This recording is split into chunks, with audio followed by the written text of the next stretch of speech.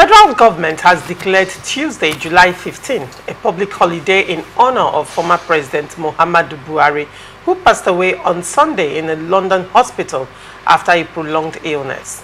This was announced by the Minister of Interior, Olubunmi Tunji-Ojo, following President Tinubu's approval as part of the ongoing 7-day national mourning. The government described Buhari as a leader who served Nigeria with integrity and dedication.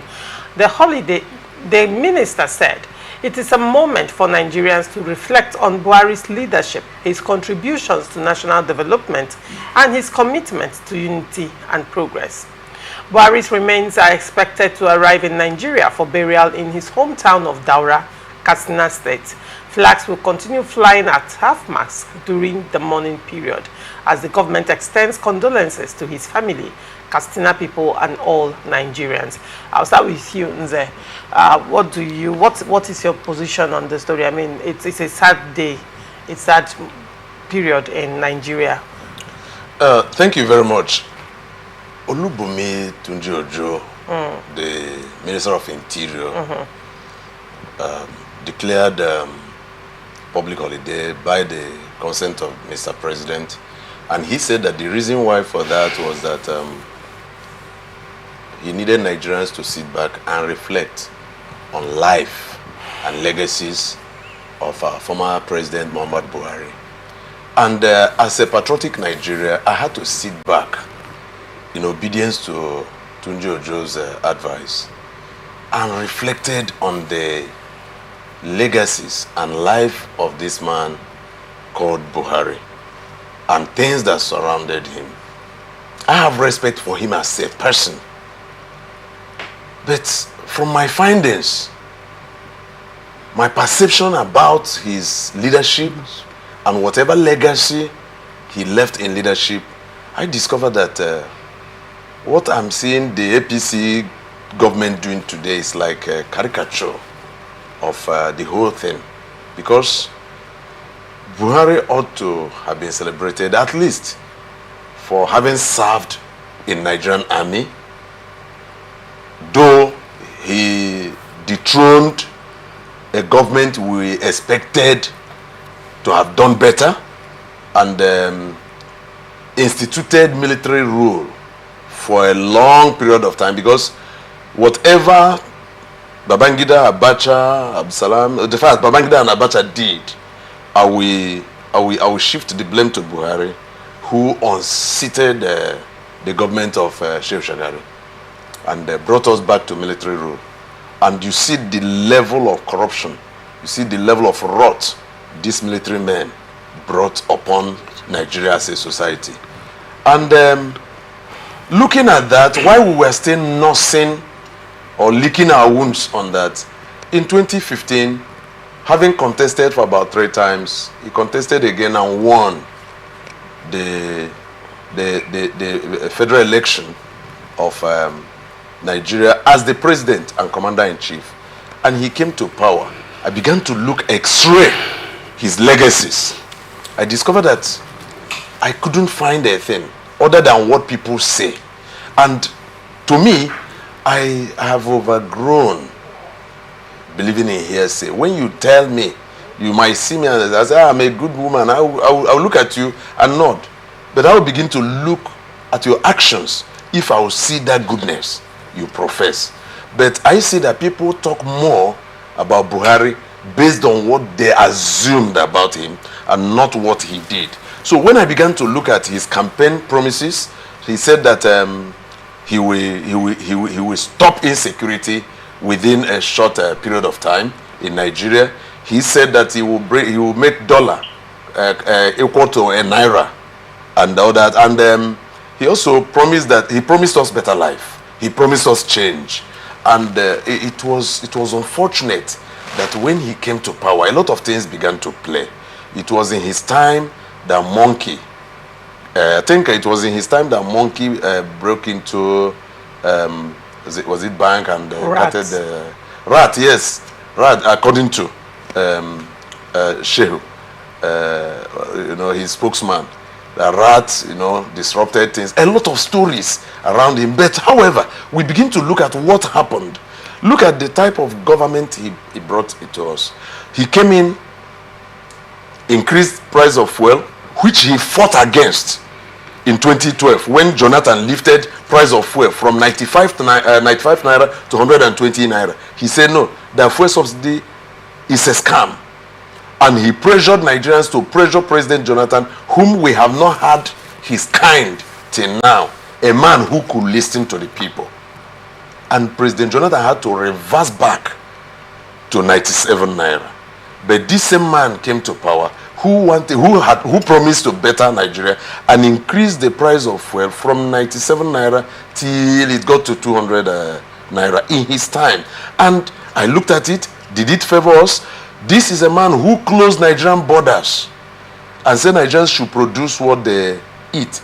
How do we produce what we eat without, if you had encouraged agriculture, sponsored agriculture, and make sure that Nigeria is now self-sufficient in food production, you can close your border. But he came up and closed the borders and subjected Nigerians to hardship, and food prices skyrocketed. We were looking at that, and to me, I felt that this man, either he intentionally is dealing with Nigerians, different from his assertion, initial assertion, that he came to better the lot of the people. Right. In his time, a man who said that he will stop insecurity opened the borders of Nigeria and allowed these Fulani men to come in, killing citizens of Nigeria unabated.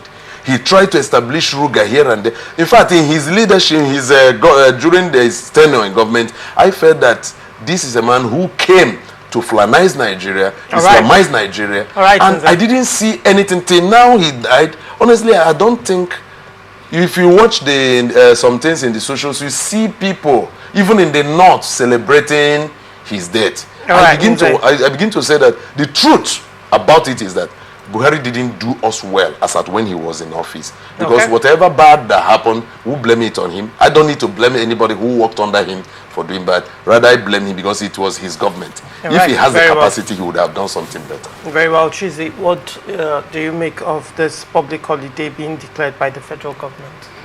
Well, you know, as an African, we hardly will speak ill of the dead.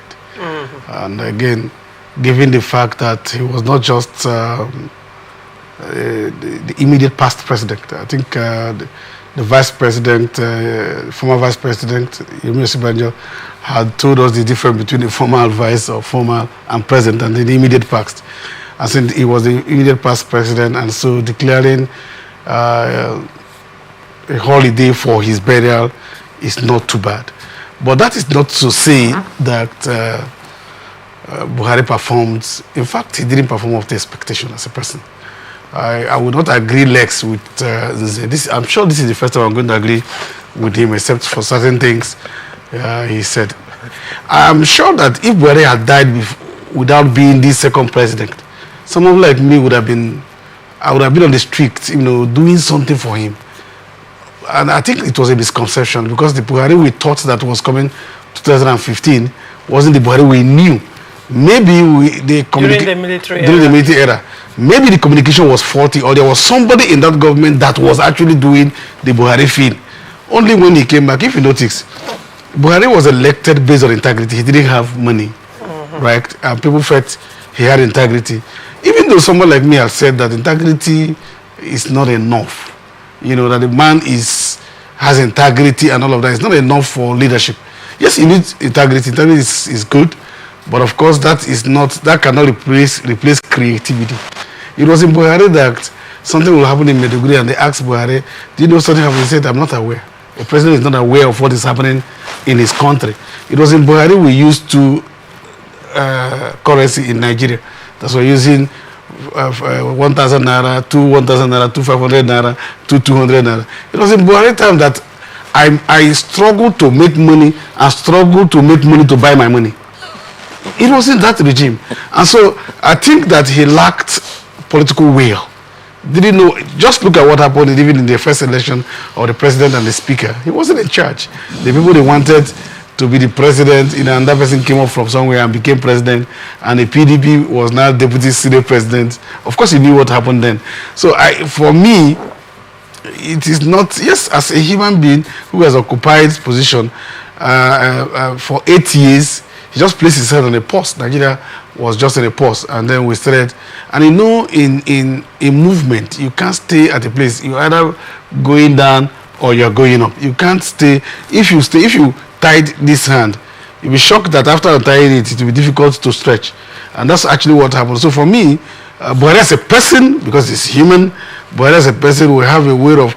There was this guy that died in my village one time in about 15 years ago, and we were sure that the Reverend Father who is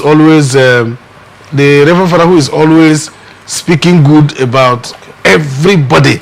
And then we know the antecedents of this young man, and we know all of his activities, and so we say, okay, we're going to trap this Reverend Father. We made sure the Reverend Father was going to celebrate, you know, that was going to conduct that funeral service. And then he came, and so we were saying, okay, let's see what good he was going to say about this young man. The Reverend Father said, of all that I know about this young man, there's something I like this young man. He said his teeth is white. And so that's good. And so I think that the only good thing I know about Buhari is that he is a human being who is from Nigeria, who came to live in Nigeria and stayed for 8 years and left. I'm sure that he's still recollecting whether he was president or not. But you see, I wish that we were analyzing Buhari living, so that he will hear some of us say what he has done. Because I don't think so. That's why I'm not very enthusiastic about this coalition, because all of those who are coming around coalition were those who told us that Buhari was going to be the messiah of these nations, and they are gathering together today again to say that we should come and look at for another person. They were those who worked with him for 8 years and didn't see all of those wrongs, and then they are coming back today to say they need a coalition. When I see coalition, I will enter. When I see a coalition, when I see people who wants to go into coalition, I will. Right, very well. Nze, as we round up this topic, I would need to hear your final take on this. But then it's also very important that, I mean, at the end of the day, you know, we cannot take away that, to some extent, you cannot write the history of Nigeria without writing Muhammadu Buhari, you know, in the history of Nigeria. And then we also remember that even as a military leader, some good things were also mentioned. It was, in fact, some of the things he did as a military leader that made Nigerians probably have expectations. Even though there is no leadership, no administration, you cannot also point and say these are the ills of this administration.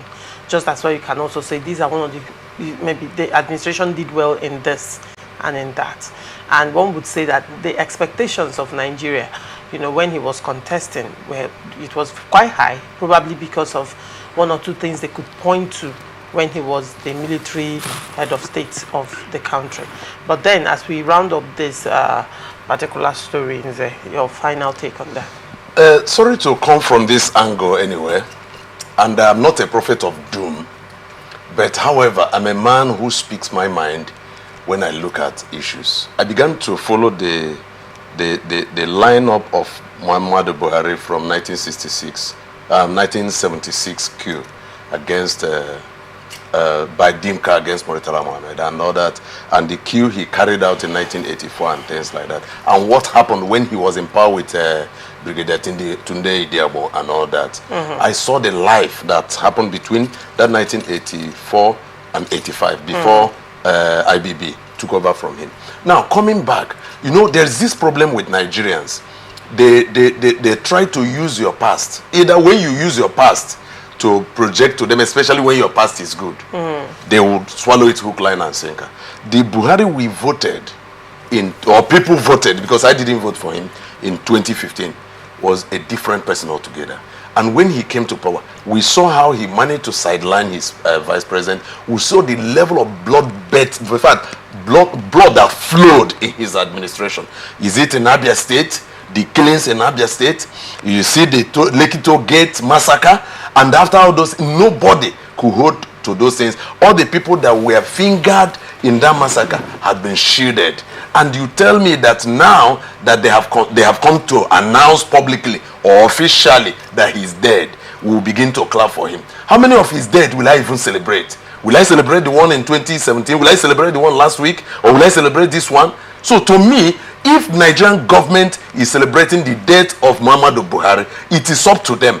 But to me, I think that the whole thing is shredded in secrecy. And they're playing game. It's like a drama that is being played with the life of this noble man who served as a good man in military, but never as a good man in Nigerian politics. Because as he entered into politics, we began to see very bad things happening. We see the way he unleashed for the Fulanese headsmen against Nigeria. We see the way he tried to gag the voice of Nigerians crying. When you speak anything, they target hate speech and they will arrest you for that.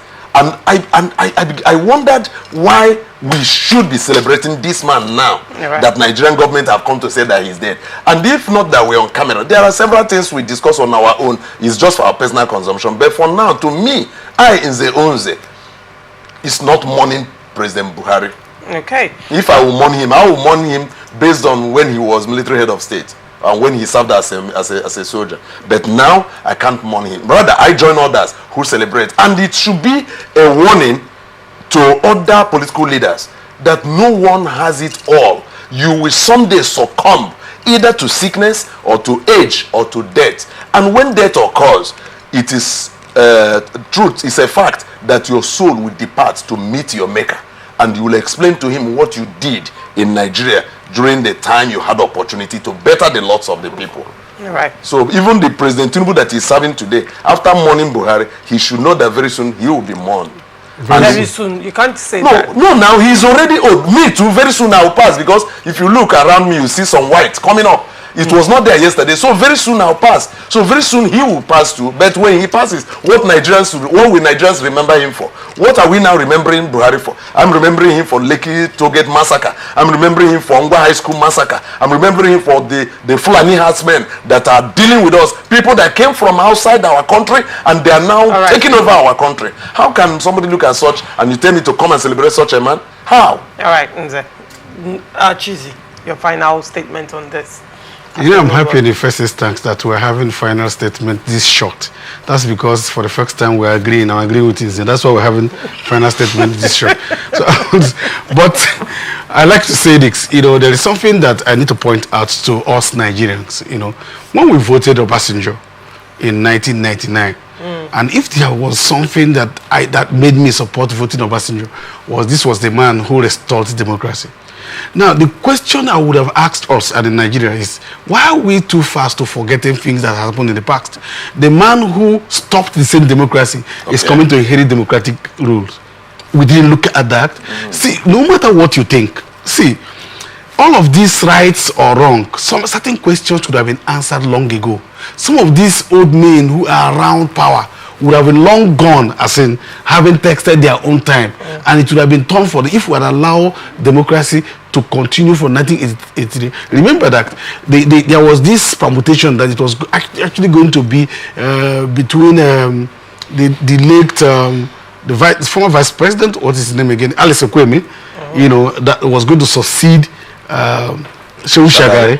All of these ethnic things, there wouldn't have been this mass-up or IPOB coming on board now, Oduduwa and all of that, because this whole question should have been answered for a very long time. Kwame is cerebral person, a man who has more than 3 PhDs and all of that. Whether he was going to be right or not, because I couldn't have said I'm not God, but it should have answered certain questions. And Kwame wouldn't have been contesting the election in 1999. The likes of Obasanjo, they wouldn't have been coming, and Buhari wouldn't have been coming at that point, because their mates in politics would have gone. It would have given face if he has not truncated that election. So that was why, no matter what this new democracy has done, we keep patching it, because we know that they will continually, before they know it, they are gone. Look at, for instance, look at who is ruling now. Tinubu is ruling. If Tinubu, with anything, succeed in ruling 8 years, that means that Tinubu has retired his sect from all of these things. It will give opportunity for younger one. You know, I was thinking that some people like us would have been in power because there would have been opportunity. But all of a sudden, these old men are still there, postponing my tomorrow to the next year, to the other year, to the other. You know, we used to sing when we were young that and I'm going to say this, we used to see when we were young that we are leaders of tomorrow, right? Youths are the leaders of tomorrow. That youths are the leaders of tomorrow. I became a youth and I didn't see the leader. I'm no longer a youth. You know, there was this person I was contesting House of Reps with. I'm sure if he's listening, if he's seeing us, he will recall that. And I knew that when I was a young child in primary school, you know, I was the person who presented the flower. You know what that means? Presenting a flower to this guy. The guy was in top government. And in that flower, he wrote something. He said, Chizzy, I'm going to watch you and support you when you will grow. And in 2011, I was contesting House of Reps with him. So I said, excuse me, sir. Why am I coming to contest with you when you're supposed to watch me and support me when I grow? He said, no, he never said that. I went and brought the picture. You know those kind of pictures that when they snap you weren't born then. So when they snap you, you know, you just feel it. So I brought it and I saw where he wrote it and I showed it to him. And he was shocked that it was that boy. So I said, sir, he said, no, Chizzy, that means you are fantastic. You've grown. This is good. I said, sir, no. But one thing, you have not realized that you're old. You're supposed to have gone. I mean, so if we allow this, no matter how it is, you know, just patching it. So that one day you will see some of us, look at what is happening in coalition, people who are there coming back, trying to do this, and people are asking me, oh, Chizzy, which place are you going to follow in coalition? I asked somebody yesterday, so I can't contest the presidency. Okay. So I'll be waiting for one or two persons to go and run. Why can't I run for the presidency? If not for anything, let Nigeria hear that there's somebody who has something to say. And they said, no, you're not experienced. I said, what else? I have a street experience. Okay. What experience do you need in Nigeria? Any Nigerian is experienced because we have been battered. We have one constituency. There's one constituency. I'm no longer interested in Northeast Muslim, Christian presidency. No, I'm no longer interested. There are two constituencies. The hungry and the full. Right.